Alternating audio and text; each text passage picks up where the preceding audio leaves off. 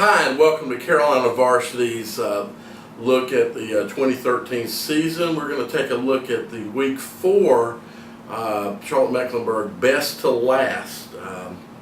Pet man, you want to start with your top 5? I'll be glad to. They're the same. This has generated a lot of controversy and talk amongst the guys on the forum. And we're ready to defend why we have the top 5 here. I tell you what, cage match. That's all it's going to be, a cage match. Us two against any of you two. All right, Pat man, tell them what happens. Give me a week to get in shape. There you go. All right, we got Mallard Creek number 1 still.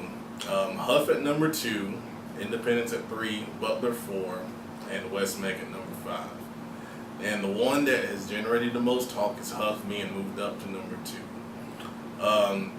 I'll tell you, when I personally saw them against Providence and their results after that game, even though the Lake Norman scored 29 points on them, the way those points were scored and the fashion that they happened, leads me to believe that Hough, and I always say this, I look at it like a mini Powerball. Right. I think Hough would beat those teams listed under them at the moment right now, meaning this week.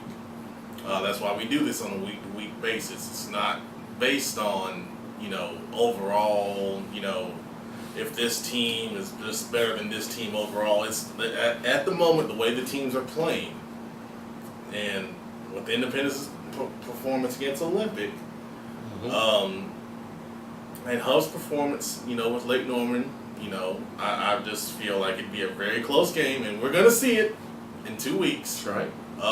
So this will probably all play out, and we're doing all this talking for nothing. Well, it's our perception of things, right, as what we've witnessed, what we've heard, what we know, and right now certainly there's questions, but I think in our minds, and we did not collaborate on this. It was when I looked at my results and his results, I was like, wow, we almost got the same thing. Definitely the top 10. And I just feel that from everything that I know, Hough has got a better defense than Olympic. And granted, Independence scored 21 points, but I think Hough will do a better job. And then, quite honestly, I hate to say this, but I think Hough will do a better job of finishing drives than Olympic did in that ball game. And that's why I put Hough above Independence. 2 weeks exactly. It's settled. Actually, it's less than 2 weeks. It's 2 ball games, right? After Friday, you'll be preparing for this. Independence, you beat West Mecklenburg, which I don't think is going to be as easy a task as some people seem to think, but you beat them like we expect you should, and you beat Hough. Right. We're wrong. And it solves the and good Lord, we've been wrong before. I mean, God knows, I've been getting predictions wrong more so this season than the other. Tell you what, we'll eat crow if Independence beats Hough. We'll eat crow. If we still have Hough ranked above Independence after this coming week, we'll eat crow. And we've done it before, so right. We'll pay up on that. So yeah, just I don't know if you want to say anything about the. I mean, Butler moved up on both of our polls too. Yeah, Butler moved up, and West Meck for me moved up to number 5, and then that was a result of a Catholics game with Country Day. Right. But this West Meck Independence game, you got number 3 and number 5 going against each other. West Meck's gonna be fired up. There's their chance to prove they're a top team legitimately in the city. Right. They've beaten Garinger, they've beaten East Meck, they've beaten West Charlotte. Now it's time for West Meck to come out and show who they are. Are they a contender? Are they a pretender? That's right. And you got a senior-laden ball club. They're going to be fired up and ready to go. And I think they're going to give Independence their best shot. Yeah, I'll say more for the previews of the games. Yeah. I don't disagree with anything you said. The next 5, again, we're the same. I think we all got the same feelings of, based on the results that happened. Catholic won. Vance lost a close one to a very good team. They stick around where they're at. Olympic played a little better than we thought they would. We had them about there, so they're there.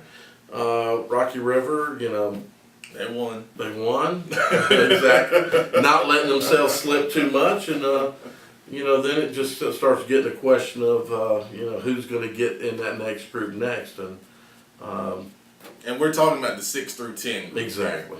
I had a close call with I guess West Meck over Catholic at 5 and 6, but I think you mentioned it last week. West Meck has the elements in both the running and passing game to give Catholic some trouble. And West Meck's defense, I think, is playing a little better against the run this year. Well, in those 3 games. Right. So that gave them the nod over Catholic. But 7 through 10, Vance is kind of nestled in that 7 spot, right by themselves. I think Olympic could be a close one over Rocky River. And Providence, they're just kind of, they played some tough teams and they played them, pretty close. So they're pretty solid in number 10.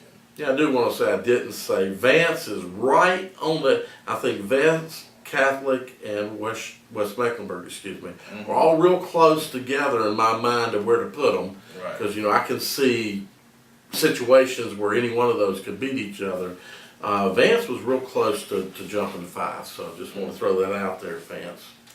11 through 15, Ardrey, Kell, Myers Park, North Meck, Hopewell, Berry. I moved North Meck up after seeing them in person. I was real impressed with them, especially defensively. They played some amoeba-type defense against East Meck where they're moving around before the snap, and they were blitzing and sending guys from different angles, and East Meck, had trouble picking that up. And I think that's something that could give teams trouble. Ardrey, Kell, I think with their 2 wins, they're pretty good at 11. Myers Park, even though they're 1 and 2, they had the close loss to Olympic and the close loss to Ardrey, Kell. So I think they're still a pretty good ball club. Hopewell defense, defense is holding them back. Berry, you play Mallard Creek, it's Right. Kind of expected, So. For me, for those group, Ardrey, Kell, and Myers Park, I no need to repeat what you said there. We flipped on Berry and Hopewell, right? So I put Berry next. Okay. And then I put North Meck and Hopewell, and I don't know. I think those 3 are real close together. We got someone had to shout out about. I think Hopewell's a lot better than that. Well, when I looked at this, Hopewell might be explosive against certain teams.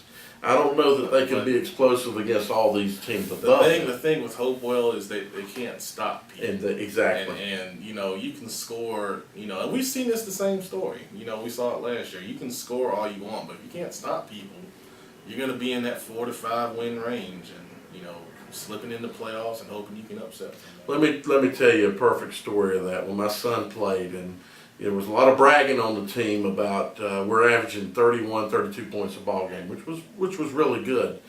Problem was the opponents were averaging 35 to 36 points a ball game.